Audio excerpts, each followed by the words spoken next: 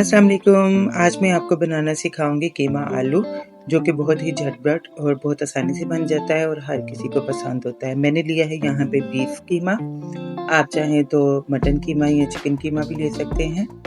Mutton और chicken का cooking time जो है वो कम होगा, बीफ का कुकिंग टाइम ज़्यादा होता है। तो बीफ को पकने में तकरीबन आधा घंटा लग जाता है। तो आप कोई भी कीमा ले लें, उसमें इंग्रेडिएंट्स जो हैं वो सेम जाएंगे और आलू जो है वो आप जो है वो छोटे-छोटे काट लेंगे। बहुत ना ज़्यादा बारीक होने चाहिए, ना ही ज़्यादा मोटे होने चाहिए। तो ऑयल में पहले आप कर लेंगे कीमे को सोते।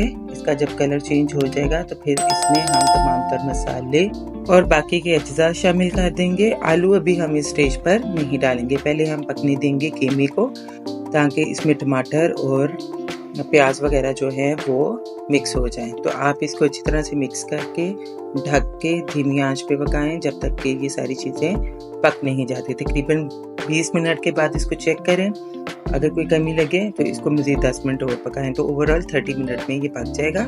पकने के बाद जो है इसमें कोई एक्सेसिव वाटर आपने नहीं डालना है। तो जब ये पक जाएगा तो इसमें इसको प्याज वगैरह को मैश कर लें डोई की मदद से, तो फिर आलू डाल के इसको मिक्स कर दें और फिर हम दे देंगे इसको दम आपने तब तक देना है जब तक आलू जो हैं वो गल नहीं जाते। और आलू गलाने के लिए हमने कोई भी एक्सेसिव वाटर इसमें इस्तेमाल नहीं करना है। जब आलू आपका गल जाए तो इसमें आप धनिया डालें, धनिया से गार्निश करें और हल्की सी मेथी डालें और मिर्चों को दरमियान में से काट देकर आपने डाल देना है।